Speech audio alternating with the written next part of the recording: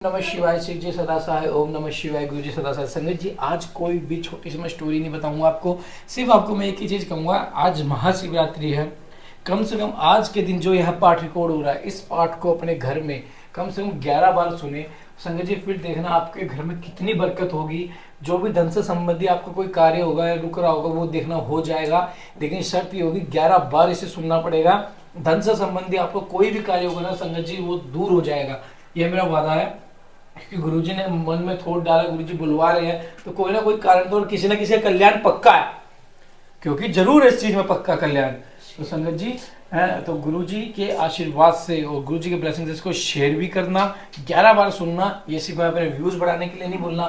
देखना, आप इसे सुन के देखना, आपको एक अलग ही चीज मिलेगी, आपके अलग ही काम में बनावट आएगी। जो बिगड़ रहा होगा वो बन जाएगा। जय गुरु जी, शुक्राना गुरु जी। ओम नमः शिवाय, शिव जी सदा साई। ओम नमः शिवाय, गुरु जी सदा साई। जय गुरु जी। जय गुरु जी। भगवान शिव के कृष्ण दर्शन नामक अवतार की कथा। नंदीश्वर कहते हैं कि संत कुमार जी भगवान शंभु के एक उत्तम अवतार का नाम कृष्ण दर्शन है, जिसने राजा नभग को ज्ञान प्रदान किया था। उसका वर्णन करता हूँ, सुनो। सरादेव नामक मनु के जो इक्ष्वाकु आदि पुत्र थे, उनमें नवम का नाम नभग था, जिनका पुत्र नाभाग नाम से प्रसिद्ध हुआ। नाभाग के ही पुत्र अम्बरीश हुए, जो भगवान विष्णु के भगत थे तथा उनकी ब्राह्मण भक्ति देखकर उनके ऊपर महर्षि दुर्वासा प्रसन्न हुए थे। मुने अम्बरीश के पितामह जो नभग कहे गए हैं, उनके चरित्र का वर्णन सुनो। उन्हीं को भगवान शिव ने ज्ञान प्रदान किया था। मनु पुत्र नभग बड़े बुद्धिमान थे। उन्होंने विद्या अध्ययन के लिए दीर्घ काल तक इंद्रिय संयम पूर्वक गुरुकुल में निवास किया।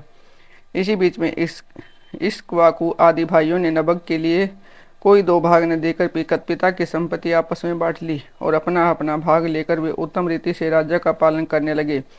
उन सब ने पिता की आज्ञा से ही धन का बंटवारा किया था।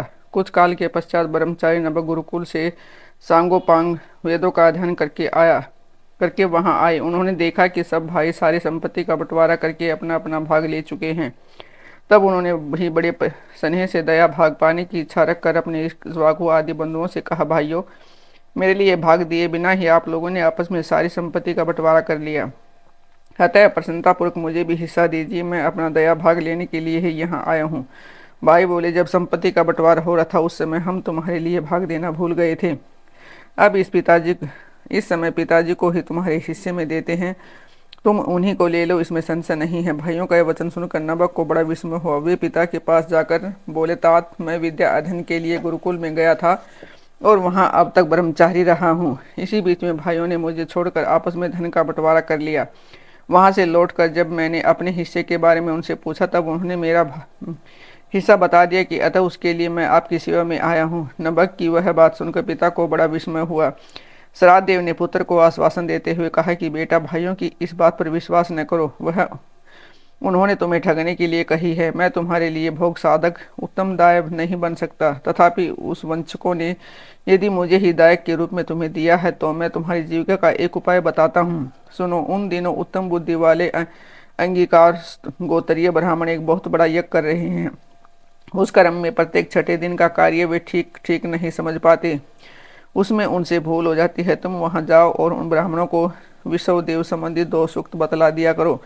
इससे वह यज्ञ शुद्ध रूप से संपादित होगा। वह यज्ञ संपादित होने पर वे ब्राह्मण जब स्वर्ग को जाने लगेंगे, उस समय संतुष्ट होकर अपने यज्ञ से बचा हुआ सारा धन तुम्हें दे देंगे।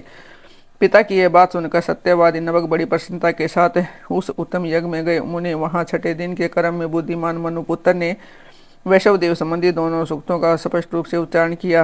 यह कर्म समाप्त होने पर वे अंगिरस ब्राह्मण यज्ञ से बचा हुआ अपना अपना धन नभग को देकर सर्वलोक को चले गए। उस यज्ञ श्रेष्ठ धन को जब ये ग्रहण करने लगे, उस समय सुंदर लीला करने वाले भगवान शिव तत्काल वहां प्रकट हो गए। उनके सारे अंग बड़े सुंदर थे, परंतु नेत्र काले थे। उन्होंने नभग से पूछा, तुम कौन हो जो इस धन को ले रहे हो? यह तो मेरी संपत्ति है। तुमने किसने यहाँ भेजा है? सब बातें ठीक ठीक बताओ। नभग ने कहा, यह तो यज्ञ से बचा हुआ धन है जिसे ऋषियों ने मुझे दिया है।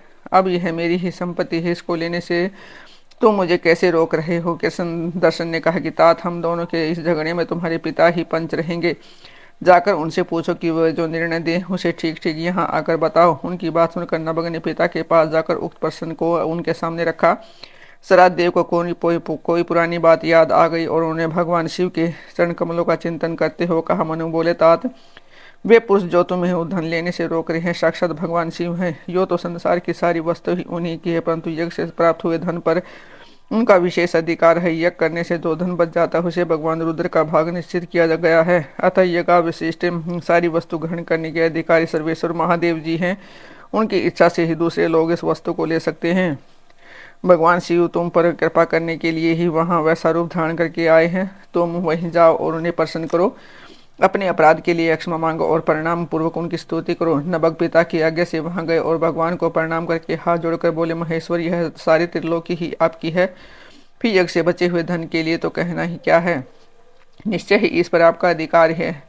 यही मेरे पिता ने निर्णय दिया है। नाथ, मैंने यथार्थ बात न जानने के कारण भ्रमवश जो कुछ कहा, मेरे उस अपराध को क्षमा कीजिए। मैं आपके चरणों में नतमस्तक होकर यह प्रार्थना करता हूँ कि आप मुझ पर प्रसन्न हो। ऐसा कहकर नभग ने अत्यंत दीनतापूर्वक हृदय से दोनों हाथ जोड़ महेश्वर कृष्ण दर्शन का सत्वन किया। फिर उधर श्राद्ध देव ने भी अपने अपराध के लिए क्षमा मांगते हुए भगवान शिव की स्तुति की। तदंतर भगवान रुद्र ने मन ही मन प्रसन्न हो नभग को कृपा दृष्टि से देखा और मुस्कुराते हुए कहा, कृष्ण दर्शन बोले, नभग, तुम्हारे पिता ने जो धर्मानुकूल बात कही है वह ठीक ही है। तुमने भी साधु स्वभाव के कारण सत्य ही कहा, इसलिए मैं तुम पर बहुत प्रसन्न हूँ और कृपा पूर्वक मैं तुम्हें सनातन ब्रह्म तत्व का ज्ञान प्रदान करता हूँ। इस समय यह सारा धन मैंने तुम्हें दे दिया, अब तुम्हें इसे ग्रहण करो। इस लोक में निर्विकार रहकर सुख भोगोगे, अंत में मेरी कृपा से तुम्हें सदगति प्राप्त होगी। ऐसा कहकर भगवान रुद्र सबके देखते देखते वहीं अंतर ध्यान हो गए। साथ ही श्राद्ध देव भी अपने पुत्र नभग के साथ अपने स्थान को लौट आए। इस लोक में विपुल भोगों का उपभोग करके अंत में भगवान शिव के धाम में चले गए। ब्राह्मण, इस प्रकार तुमसे मैंने भगवान शिव के कृष्ण दर्शन नामक अवतार का वर्णन किया। जो इस आख्यान को पढ़ता और सुनता है उसे संपूर्ण मनोवांछित फल प्राप्त हो जाते हैं। भगवान शिव के अवधूतेश्वर अवतार की कथा तथा उनकी महिमा का वर्णन नंदीश्वर कहते हैं कि संत कुमार, अब तुम परमेश्वर शिव के अवधूतेश्वर नामक अवतार का वर्णन सुनो, जिसने रुद्र के घमंड को चूर चूर कर दिया था। पहले की बात है कि इंद्र संपूर्ण देवताओं तथा बृहस्पति जी को साथ लेकर भगवान शिव का दर्शन करने के लिए कैलाश पर्वत पर गए। उस समय बृहस्पति और इंद्र के शुभ आगमन की बात जानकर भगवान शंकर उन दोनों की परीक्षा लेने के लिए अवधूत बन गए। उनके शरीर पर कोई वस्त्र नहीं था। वे प्रज्वलित अग्नि के समान तेजस्वी होने के कारण मां भयंकर जान पड़ते थे। उनकी आकृति बहुत बड़ी सुंदर थी, दिखाई देती थी। वे वराह रोक कर खड़े थे। बृहस्पति और इंद्र ने शिव के समीप जाते समय देखा, एक अद्भुत शरीरधारी पुरुष रास्ते के बीच में खड़ा है। इंद्र को अपने अधिकार पर बड़ा गर्व था, इसलिए वह यह न जान सके कि वे साक्षात भगवान शंकर हैं। उन्होंने मार्ग में खड़े हुए पुरुष से पूछा, तुम कौन हो? इस नगन अवधूत वेश में कहाँ से आए हो? तुम्हारा नाम क्या है? ये सब बातें ठीक ठीक बताओ, देर न करो। भगवान शिव अपने स्थान पर हैं या इस समय कहीं अन्यत्र गए हैं? मैं देवताओं तथा गुरु जी के साथ उन्हीं के दर्शन के लिए जा रहा हूँ। इंद्र के बार बार पूछने पर भी भगवान को तो करने वाले अहंकारी महायोगी त्रिलोकीनाथ है। शिव कुछ न बोले, चुप ही रहे। तब अपने ऐश्वर्य का घमंड रखने वाले देवराज इंद्र ने रोष में आकर उस जटाधारी पुरुष को फटकारा और इस प्रकार कहा। इंद्र बोले, अरे मूढ़ दुर्मते, तू बार बार पूछने पर भी उत्तर नहीं देता, अतः तुम्हें वज्र से मारता हूँ। देखो कौन तेरी रक्षा करता है। ऐसा कहे उस दिगंबर पुरुष की ओर क्रोधपूर्वक देखते हुए इंद्र ने उसे मार डालने के लिए वज्र उठाया। यह देख भगवान शंकर ने शीघ्र ही उस वज्र का स्तंभन कर दिया। उनकी बाह अकड़ गई, इसलिए वे वज्र का प्रहार न कर सके। तदनंतर वह पुरुष तत्काल ही क्रोध के कारण तेज से प्रज्वलित हो उठा, मानो इंद्र को जलाई देता हो। भुजाओं के स्तंभित हो जाने के कारण सचिव वल्लभ इंद्र क्रोध से उस सर्प की भांति जलने लगे, जिसका पराक्रम मंत्र के बल से अवरुद्ध हो गया हो। बृहस्पति ने उस पुरुष को अपने तेज से प्रज्वलित होता देख तत्काल ही यह समझ लिया कि साक्षात भगवान हर हैं। फिर तो वे हाथ जोड़ प्रणाम करके उनकी स्तुति करने लगे। स्तुति के पश्चात उन्होंने इंद्र को उनके चरणों में गिरा दिया और कहा कि दीनानाथ महादेव, यह इंद्र आपके चरणों में पड़ा है, आप इसका और मेरा उद्धार कीजिए। हम दोनों पर क्रोध नहीं, प्रेम करें। महादेव शरणागत है, इंद्र की रक्षा कीजिए। आपके ललाट से प्रकट हुई यह आग इन्हें जलाने के लिए आ रही है। बृहस्पति की यह बात सुनकर अवधूत वेशधारी करुणा सिंधु शिव ने हंसते हुए कहा, अपने नेत्र से रोषवश बाहर निकली हुई अग्नि को मैं पुण्य कैसे धारण कर सकता हूँ? क्या सर्प अपनी छोड़ी हुई केचुली को फिर ग्रहण कर सकता है? बृहस्पति बोले, देव भगवान भक्त सदा ही कृपा के पात्र होते हैं, अतः आप अपने भक्त स्वतल नाम को चरितार्थ कीजिए और उस भयंकर तेज को कहीं अन्यत्र डाल दीजिए। रुद्र ने कहा कि देव गुरु, मैं तुम पर प्रसन्न हूँ।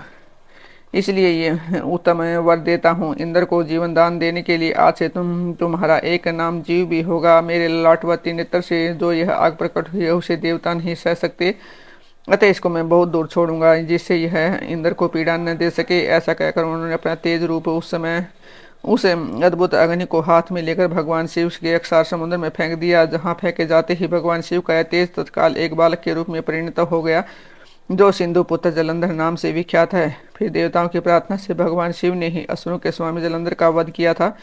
अवधूत रूप से ऐसी सुंदर लीला करके लोक कल्याणकारी शंकर वहां से अंतर्ध्यान हो गए। फिर वह सब देवता अत्यंत निर्भय एवं सुखी हुए।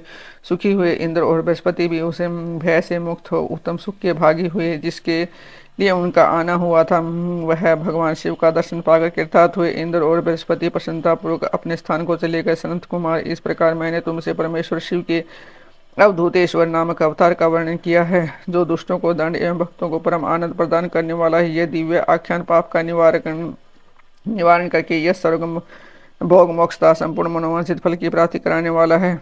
जो प्रतिदिन एकाग्रचित हो इसे सुनता या सुनाता है वह इस लोक में संपूर्ण सुखों का उपभोग के अंत में शिव की गति प्राप्त कर लेता है। भगवान शिव के भिक्षुवर्या अवतार की कथा। राजकुमार और द्विज कुमार पर कृपा। नंदीश्वर कहते हैं कि मुनिश्रेष्ठ, अब तुम भगवान शंभु के नारी संदेह भंजक भिक्षु अवतार का वर्णन सो जिसे उन्होंने अपने भक्त पर दया करके ग्रहण किया था। विदर्भ देश में सत्यार्थ नाम से प्रसिद्ध एक राजा थे, जो धर्म में तत्पर सत्यशील और बड़े बड़े शिव भक्तों से प्रेम करने वाले थे। धर्म पूर्वक पृथ्वी का पालन करते हुए उनका बहुत सा समय सुखपूर्वक बीत गया। तदंतर किसी समय सालू देश के राजा ने उस राजा की राजधानी पर आक्रमण करके उसके चारों ओर से घेर लिया। बोलो उन्मत्त साल्व देशीय अक्षत्रियों के साथ जिनके पास बहुत बड़ी सेना थी। राजा सत्यार्थ का बहुत बड़ा भयंकर युद्ध हुआ। शत्रुओं के साथ दारुण युद्ध करके उनकी बड़ी भारी सेना नष्ट हो गई। फिर देवयोग से राजा भी सालुओं के हाथ मारे गए।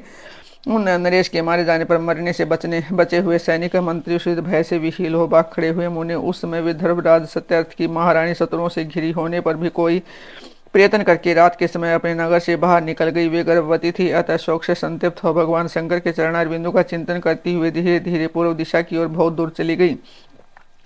सवेरा होने पर रानी ने भगवान शंकर की दया से एक निर्मल सरोवर देखा। उस समय तक वे बहुत दूर का रास्ता तय कर चुकी थी। सरोवर के तट पर आकर वे सुकुमारी रानी एक छायादार वृक्ष के नीचे बैठ गई। भाग्यवश उसी निर्जन स्थान में वृक्ष के नीचे ही रानी ने उत्तम गुणों से युक्त शुभ मुहूर्त में एक दिव्य बालक को जन्म दिया, जो सभी शुभ लक्षणों से संपन्न था। देववश उस बालक की जननी महारानी को बड़े जोर की प्यास लगी, तब वे पानी पीने के लिए उस सरोवर में उतरी। इतने में ही एक बड़े भारी गराह ने आकर रानी को अपना ग्रास बना लिया। वह बालक पैदा होते ही माता पिता से हीन हो गया और भूख प्यास से पीड़ित हो उस तालाब के किनारे जोर जोर से रोने लगा। इतने में ही उस पर कृपा करके भगवान महेश्वर वहां आ गए और शिशु की रक्षा करने के लगे। उन्हीं की प्रेरणा से एक ब्राह्मणी अकस्मात वहां आ गई। वह विधवा थी, घर घर भीख मांग कर जीवन निर्वाह करती थी और अपने 1 वर्ष के बालक को गोद में लिए उस तालाब के तट पर पहुंची थी। उसने एक अनाथ शिशु को वहां क्रंदन करते देखा।